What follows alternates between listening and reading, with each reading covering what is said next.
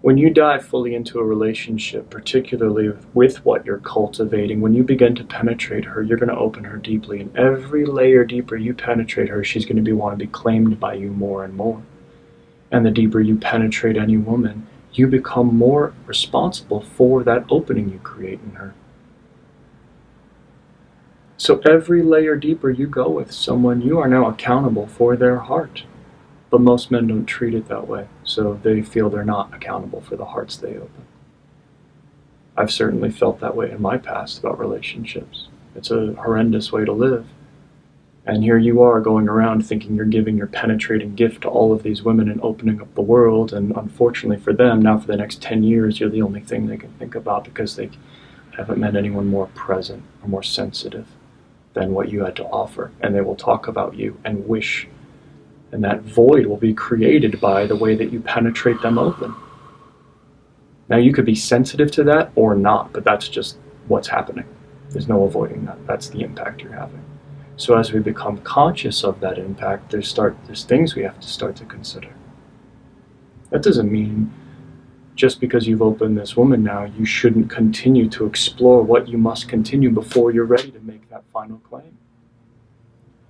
Because the worst thing that you could do is be engaged with this woman now, and in the back of your mind for years and years to come, you're just dreaming, wishing, fantasizing, thinking about all those other possible opportunities that you missed out on. All those other crazy sexual experiences, the orgy parties, the 10 women, the this, the that, all of that. It's just going on, background noise, and it compromises your ability to even be present with her. That's not useful to her or you. Right? So weighing these two variables, being sensitive with the situation,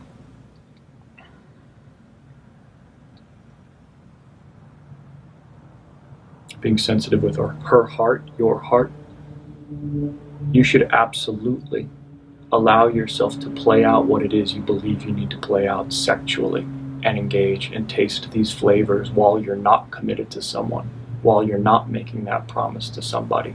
You should allow that to run through your nervous system such that you can feel complete, that you can land in something.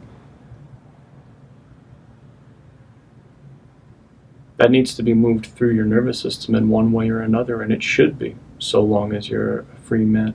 But this is what we can expect at the end of that, is if you think you're going to have X number of experiences, and at the end of 5 women, you'll never desire another woman again. It's just not the case. Are there any men on here who are married and been with partners for a long time? Or been in a relationship for a long time with one woman? Just raise your hand if you have. And have you completely stopped thinking about other women entirely? Have any of you? No. It's the nature, the relationship of consciousness to light. And as we identify with consciousness, we love variety, we love flavors.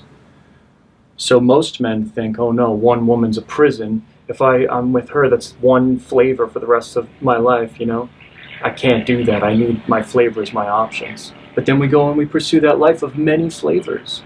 And you realize just how shallow that is. And you wake up next to a total stranger the next morning and you're like, what the hell am I doing? This is so empty. This isn't it. There's something missing from this. So you burn out that end of the candle. You get through that.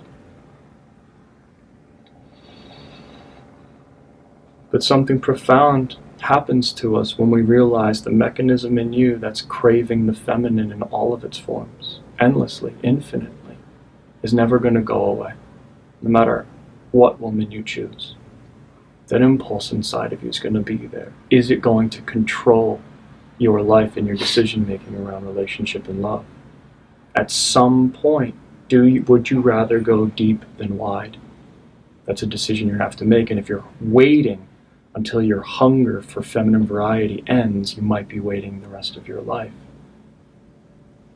So all of these things we have to very intelligently weigh and navigate mindfully. The impact we're having on the opposite sex, what we actually do need to complete within ourselves before we're ready to commit, and also the idea that no matter who you choose, the variety of feminine flavors in life is always going to be interesting to you. And you learn how to live in relationship with all of that. and love with integrity, one partner while all of that's happening. And ultimately, you learn to help shape your partner to become all of those flavors, all of those textures in the way that you serve her through your practice.